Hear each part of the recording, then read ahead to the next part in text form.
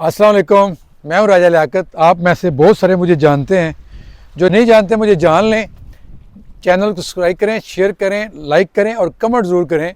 इस वक्त मैं पाफस जो सिटी है ना साइप्रस का, उससे बिल्कुल अगली साइड पे आप यूँ कह लें कि उसकी नुक्कड़ पे खड़ा हूँ। ये जो बीच है, अच्छा यहाँ पे मोर दैन 200 बीचेज़ हैं।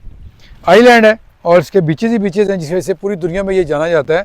इस वक्त जिस बीच में मैं आया हूँ, ये इसको कहते हैं ओलिव ट्री बीच।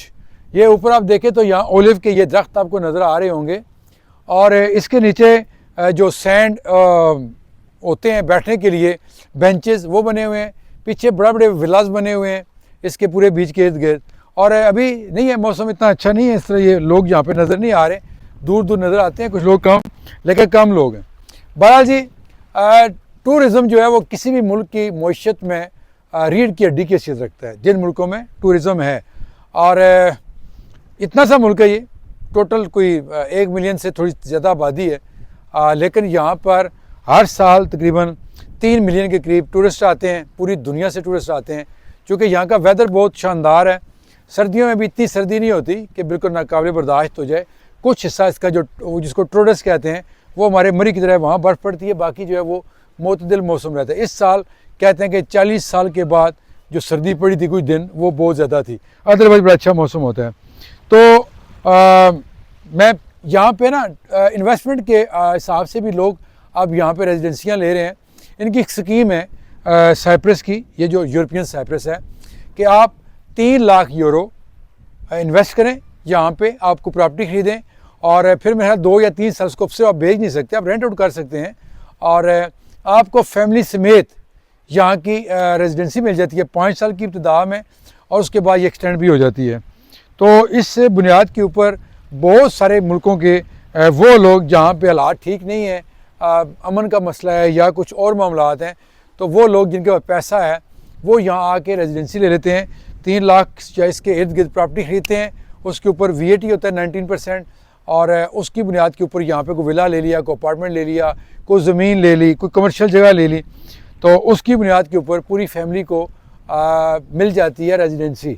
5 साल की PR जिसको बोलते हैं, वो मिल जाती है। और उसके बाद आप यहाँ पे अगर कोई कारोबार करते हैं, कोई बिज़नेस करते हैं, आप टैक्स पे करते हैं, तो फिर 5 साल के बाद आप परमानेंट जो रेजिडेंसी है वो भी अप्लाई कर सकते हैं। और 7 साल के बाद जो है वो एलिजिबल होते हैं आप पासपोर्ट के लिए, लेकिन उसका एक प्रोसेस है, उस प्रोसेस से आप गुजरते हैं। अगर वो रिक्वायरमेंट पूरी होती है आपकी, तो फिर आपको पासपोर्ट भी मिल जाता है। और दुनिया के जो स्ट्रॉन्गेस्ट कंट्रीज़ हैं पासपोर्ट के हवाले से, उसमें शुमार होता है साइप्रस का। आई थिंक इसका कोई 14वां या 15वां नंबर बनता है पूरी दुनिया में। तो इसका पासपोर्ट हो तो इसका मतलब पूरी दुनिया के जो दरवाजे हैं वो आपके लिए ऐसे खुल जाएंगे जैसे मेरे बाजू खुले हुए हैं। तो ये देखिए समुंदर, मुझे हमेशा समुंदर बड़ा अच्छा लगता है, बड़ा पुरस्कार लगता है। जब भी मैं आता हूँ तो मैं नए से नए जो बीचेज़ हैं, लेकिन पुरसुकून, जब ज़्यादा रश होता है मैं वहाँ जाना पसंद नहीं करता। मैं वहाँ जाता हूँ जहाँ पे कम लोग हों। तो ये आप देखें, पानी ने इसके अंदर अपनी टकरें मार मार के तो यहाँ केव बना दी हैं, तो इससे बड़ी खूबसूरती बन गई है। इसके पीछे आप देखें तो वही जो जिनकी मैंने बात की थी, विलास, बहुत खूबसूरत विलास बने हुए हैं। गर्मियों में कोई आपको खाली नहीं मिलता, सारे बुक होते हैं।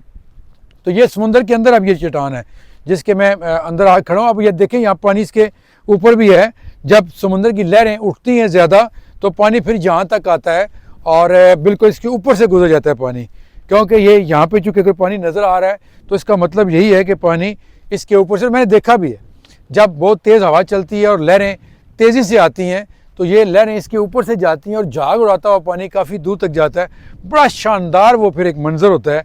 यहाँ पे लोग फिर वीडियोज़ बना रहे होते हैं, फ़ोटोज़ बना रहे होते हैं। फिर कश्तियों पे गर्मियों में यहाँ पे ये जो सामने आपको छोटी सी एक पहाड़ी नज़र आ रही है, वहाँ जाते हैं, इधर जाते हैं, जगह बनी हुई हैं बहुत ज़्यादा, और इन्जॉय करते हैं लाइफ को।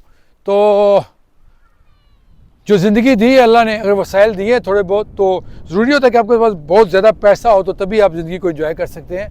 आप बिलीव भी बहुत कम पैसों में, जैसे मेरे पास कोई पैसे नहीं है ज़्यादा, कभी भी इतने नहीं हुए, लेकिन शुक्र है उस परवरदिगार का कि बहुत सारी दुनिया देख ली है। शायद जिस शो में बैठा हूँ जर्नलिज़म के शोबे में, तो उसकी वजह से भी आसानियाँ हुई हैं, देखने का मौका मिला है, एक्सप्लोर करने का मौका मिला है। तो आप भी जब भी मौका मिले अल्लाह की बनाई हुई इस दुनिया को ज़रूर देखें, बड़ी खूबसूरत ये दुनिया है। हमारे मुल्क से बड़ी डिफरेंट है, मुख्तलिफ है। जो वहाँ पे मसाइल हैं वो यहाँ नहीं है। यहाँ कोई किसी किस्म की वो होती है ना, साजिशें, लेग पुलिंग, एक दूसरे की खबर रखना, बिल्कुल ऐसा नहीं है। यहाँ पे हर कोई अपनी ज़िंदगी जीता है, सुकून से जीता है और फिर सुकून से ही मर जाता है। बुढ़ापा, जवानी, बचपना, हर हिसाब से यहाँ पे इन मुल्कों ने सेटअप बनाए हुए हैं और उसी हिसाब से लोग अपनी ज़िंदगी को देखते भी हैं और लुत्फ़अंदोज़ भी होते हैं। अब आप देख सकते हैं कि जिस तरीके से ये हम खड़े हैं, बिल्कुल नीट क्लीन वाटर है। आपको 15-20 फुट नीचे भी पत्थर नज़र आ रहे होंगे, अगर आप देख सकते हैं। तो ये एक बड़ी खूबसूरत चट्टान है जिसके ऊपर मैं खड़ा हूँ। अभी लहरें नहीं आ रही, लहरें आ रही होती तो मैं आपको वो भी बना के उसकी वीडियो दिखाता। तो आप भी अपनी ज़िंदगी में खुश रहिए, दूसरों को भी खुश रखिए, तलखियों को कम कीजिए, लड़ाई झगड़े जो उससे बचिए। लेकिन हम लोग सम टाइम बिल्कुल छोटी छोटी बातों की वजह से अपनी पूरी ज़िंदगी को जहन्नम बना देते हैं, उनसे बचिए। और जब बहुत ज़्यादा कुछ ऐसा हो जाए तो फिर उनसे दूर ही हो जाएं, जो आपकी परेशानियों का बायस बन रहे होते हैं, उनसे दूर हो जाएं, अकेले हो जाएं, ताकि ना आपकी वजह से किसी और को कोई तकलीफ़ हो और ना उसको आपकी वजह से तकलीफ़ हो। दुआ में याद रखिएगा। अल्लाह हाफ़िज़।